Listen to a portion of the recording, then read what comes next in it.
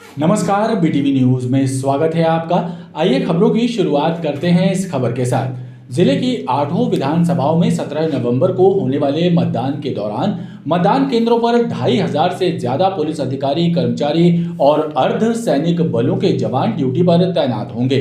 इन सभी पुलिस अधिकारियों, कर्मचारियों और अर्ध सैनिक बलों के जवानों को पुलिस लाइन में एसपी आदित्य प्रताप सिंह ने चुनाव ड्यूटी संबंधी जानकारी प्रदान करते हुए उचित दिशा निर्देश दिए।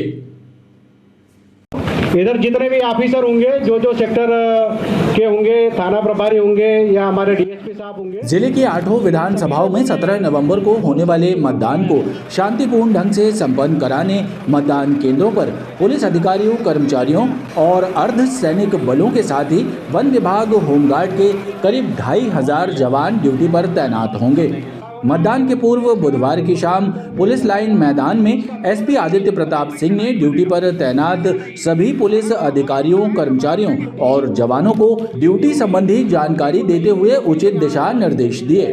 सभी पोलिंग पार्टीज रवाना होनी है आज शाम को। पैरामिलिट्री फोर्सेस, हमारी एसएफ, डीएफ, फॉरेस्ट और हमारे जो अन्य बल जो हमें उपलब्ध हुआ है, ये टोटल बल एज ऑफ टुडे करीब 2500 का बल है, जिससे अभी हमने ब्रीफ किया है। और परसों के कल की जो कार्रवाई है और परसों के इलेक्शन की जो कार्रवाई है उसके बारे में ब्रीफ किया गया है। और सभी को इलेक्शन के समय क्या डूज़ एंड डोंट्स हैं उसके बारे में ब्रीफ किया गया। और इलेक्शन से जुड़ी जो प्रक्रिया को लेके जो भी पॉइंट्स हैं वो उन्हें ब्रीफ किया गया है। इस दौरान समस्त अतिरिक्त पुलिस अधीक्षक, थाना प्रभारी और राजपत्रित अधिकारी भी मौके पर मौजूद रहे। ब्रीफिंग के बाद पुलिस अधिकारी, कर्मचारियों और अर्ध सैनिक बलों के जवानों को अपने अपने कार्य क्षेत्र में एरिया डोमिनेशन की कार्रवाई के लिए रवाना किया गया। विधानसभा चुनाव के लिए 17 नवंबर को होने वाले मतदान को लेकर चल रहा प्रचार शाम 7 बजते ही थम गया। चुनाव प्रचार थमते ही पुलिस और प्रशासन अलर्ट मोड पर नजर आया। जिला निर्वाचन अधिकारी सौरभ कुमार सुमन और एसपी आदित्य कुमार सिंह ने पुलिस बल के साथ विभिन्न इलाकों में फ्लैग मार्च किया और आम जनता को निर्भीक होकर निष्पक्ष ढंग से मतदान करने का संदेश दिया।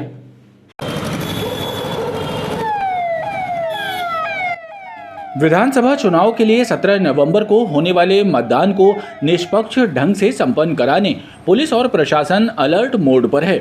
शाम 6 बजे चुनाव का प्रचार थमते ही जिला निर्वाचन अधिकारी सौरभ कुमार सुमन और एसपी आदित्य प्रताप सिंह ने सभी राजपत्रित अधिकारियों और थाना प्रभारियों के साथ विभिन्न क्षेत्रों में फ्लैग मार्च किया। फ्लैग मार्च की शुरुआत पुलिस लाइन से हुई। एसपी आदित्य प्रताप सिंह ने बताया कि चुनाव प्रचार थमने के बाद फ्लैग मार्च निकालकर जनता को निर्भीक होकर निष्पक्ष मतदान करने का संदेश दिया जा रहा है।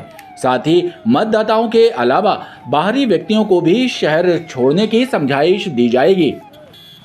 बाहरी जितने भी लोग हैं उनको भी इंडिकेट किया जाएगा कि वो सभी लोग जो है जो वोटर नहीं हैं यहाँ के, वो वापस यहाँ से चले जाएं।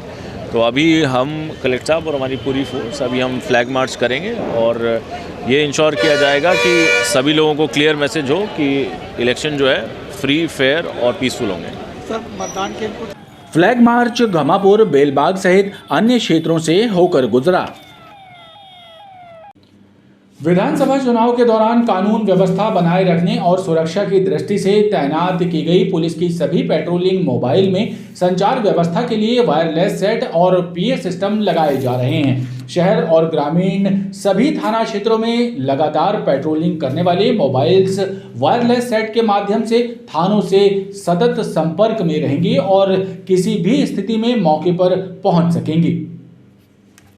विधानसभा चुनाव के दौरान कानून व्यवस्था बनाए रखने के लिहाज से शहर और ग्रामीण थाना क्षेत्रों में तैनात की गई सभी पेट्रोलिंग मोबाइल में संचार व्यवस्था स्थापित करने के लिए वायरलेस सिस्टम और पीए सिस्टम लगाए जा रहे हैं।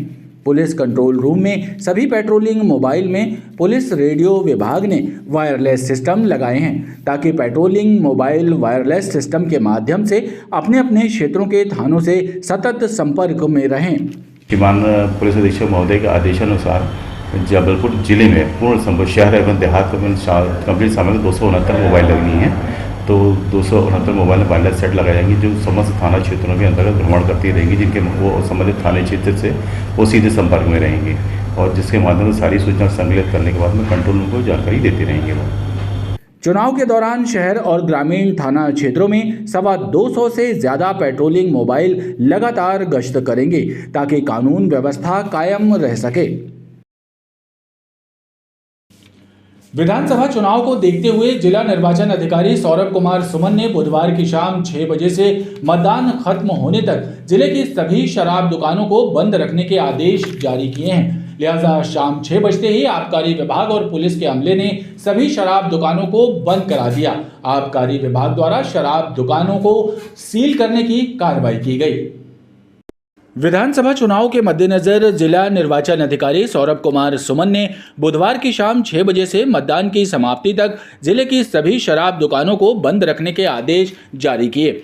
लिहाजा इस आदेश के परिपालन में शाम 6 बजते ही जिले की सभी शराब दुकानों को बंद कराने की कार्रवाई की गई। पुलिस और आबकारी विभाग की संयुक्त टीमों ने शराब की दुकानों को बंद कराया और आबकारी विभाग के अधिकारियों की मौजूदगी में शराब दुकानें सील करने की कार्रवाई की गई।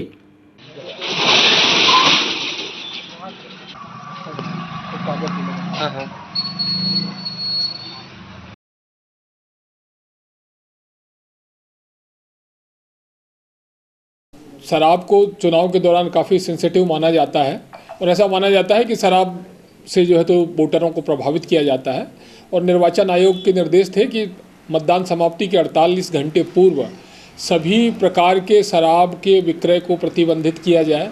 इसी तारतम्य में आज जबलपुर ज़िले के संपूर्ण 143 मदिरा दुकानों को और साथ में FL2, FL3 और शराब गोदामों को भी सील किया गया है। इस बीच अगर अवैध शराब बिकते हुए पाई जाती है तो उस पर सख्त से सख्त कार्रवाई की जाएगी। वहीं मतगणना दिवस पर भी संपूर्ण जिले की राजस्व सीमा में शुष्क दिवस घोषित किया गया। इसी प्रकार इस दिन भी शराब दुकानें बंद रहेंगी। 17 नवंबर को होने वाले मतदान के लिए पूर्व विधानसभा क्षेत्र में मतदाता पर्ची के वितरण का कार्य लगभग पूरा हो चुका है। BLO घर घर जाकर मतदाता पर्ची बांटने के साथ क्षेत्र के मतदाताओं से मतदान अवश्य करने की अपील कर रहे हैं। विधानसभा चुनाव 2023 की उल्टी गिनती शुरू हो चुकी है। आगामी 17 नवंबर को मतदान होना है। पूर्व विधानसभा क्षेत्र के BLO का कहना है कि लगभग 90% मतदाताओं को मतदान पर्ची दे दी गई है।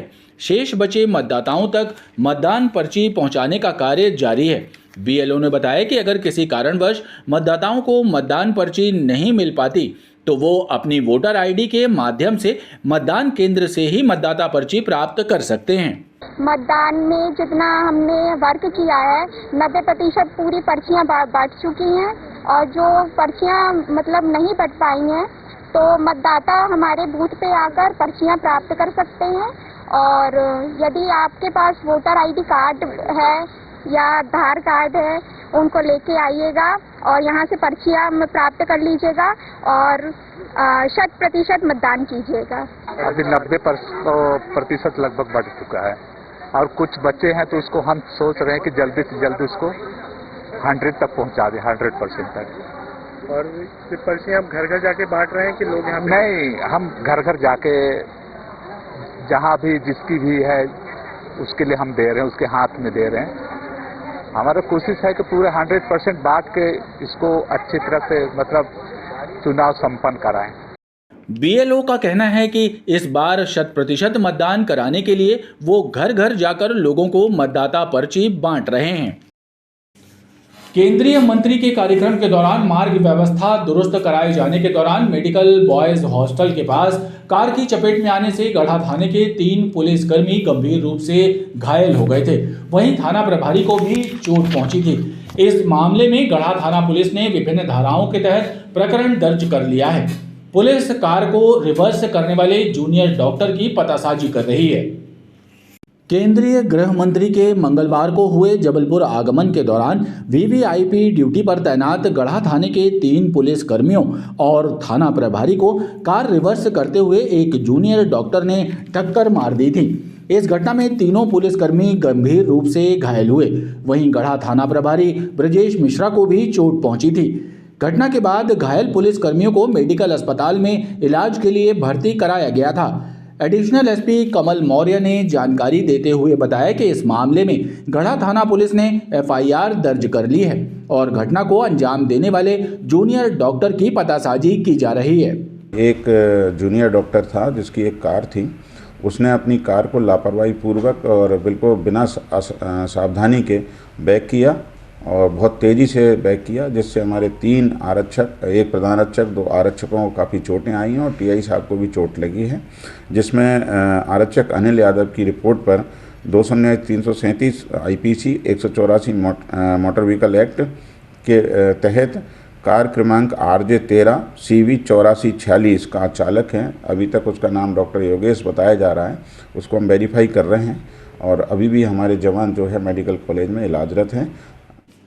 52 ताल तलैयों के शहर में प्रशासन द्वारा तालाबों को संवारने के अनेक दावे किए गए, लेकिन जमीनी स्थिति सारे दावों की पोल खोल रही है। प्राचीन कालीन आधारताल तालाब में सफाई व्यवस्था चौपट है। तालाब के घाट पर गंदगी का अंबार लगा है, जिससे आ रही बदबू लोगों की परेशानी का सबब बनी हुई है। शहर के प्राचीन तालाबों में से एक आधारताल तालाब देखरेख और सफाई न होने के चलते बदहाली का शिकार हो रहा है। तालाब के घाटों पर फैली गंदगी इसकी शोभा को तार-तार कर रही है। स्थानीय निवासियों का कहना है कि तालाब को संवारकर उसे पर्यटक स्थल बनाया जा सकता है।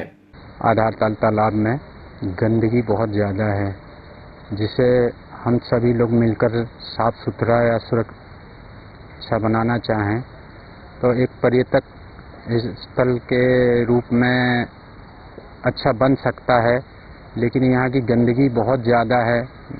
आधारताल तालाब के किनारों पर बड़े स्तर पर छठ पूजा का आयोजन किया जाता है। क्षेत्र की महिलाओं का कहना है कि यहाँ देवी के प्रतीक की स्थापना हो गई है, लेकिन गंदगी के कारण उन्हें पूजन करने में असुविधा का सामना करना पड़ेगा। सबसे पहले परेशानी तो ये है कि छठ पूजा आ गई है और सारी व्यवस्थाएं जो हैं अव्यवस्थाओं में हैं। ये इतनी ज़्यादा गंदगी है कि सब लोग पूजा करने आएंगे तो किस तरीके से आएंगे, और यहाँ माँ को बना दिया गया है, माँ की स्थापना कर दी गई है और सारे लोग अपने अपने तरीके से व्यवस्थित करना चाह रहे हैं, लेकिन ये इतनी गंदगी होने के कारण अभी तक प्रशासन का कोई सुनवाई ही नहीं है कि साफ सफाई होनी चाहिए। छठ पूजा का इतना बड़ा त्यौहार है, ये सबके लिए सूर्य देव का पूजा है तो सबके लिए प्रतिफल है, लेकिन इसकी व्यवस्थाएं प्रशासन को दिवाली के तुरंत बाद करनी चाहिए। साफ सफाई तो 17 तारीख से हम लोग यहाँ आकर के दिया लगाना शुरू कर देंगे। अब माँ को आप देख सकते हैं कि सब लोग माँ को व्यवस्थित तरीके से बैठा करके गए हुए हैं, लेकिन व्यवस्थाएं जो हैं अव्यवस्थाओं में फैला हुआ है पूरी गंदगी। छठ पूजा के मद्देनजर प्रशासन को आधारताल तालाब को साफ करवाना चाहिए, साथ ही इसे संवार कर पर्यटन स्थल बनाने की ओर प्रयासरत रहना चाहिए। विधानसभा चुनाव के मद्देनजर पुलिस शराब के परिवहन और अवैध शराब की बिक्री पर सतत निगाह बनाए हुए है। इसी कड़ी में धनवंतरी नगर चौकी पुलिस ने एक कार से अंग्रेजी शराब बरामद करते हुए आबकारी एक्ट का प्रकरण पंजीबद्ध किया है। पुलिस मामले की छानबीन कर रही है। एक बोलेरो कार MP20 ZF 8590 सफेद रंग की बोलेरो कार है, उसमें 3 पेटी शराब मिली है, जो जिससे वाहन को अर्जुन शर्मा धनवंतरी नगर के चला रहे थे। उनके कब्जे से मिलने पर आबकारी अधिनियम के अंतर्गत कार्रवाई की जा रही है। सर, ये शराब कहाँ जा रही थी, क्या जानकारी में आया? कुछ चुनावी मुद्दे भी सामने आ रहे हैं, कुछ नाम भी आ रहे हैं। नहीं, ऐसा नहीं है, वो अपने व्यक्तिगत उपयोग के लिए ले जा रहे थे। परिवार में कोई किसी पार्टी का बता रहे हैं, कोई उनके परिवार में पार्टी थी, पूछताछ कर रहे हैं, उसकी तस्दीक भी करेंगे। एक कार में वकील का मोनो भी बना हुआ है सर, क्या है? मोनो बना है, उसकी भी जांच कर लेंगे। खबरों का ये क्रम लगातार जारी है, आप देखते रहिए BTV न्यूज़।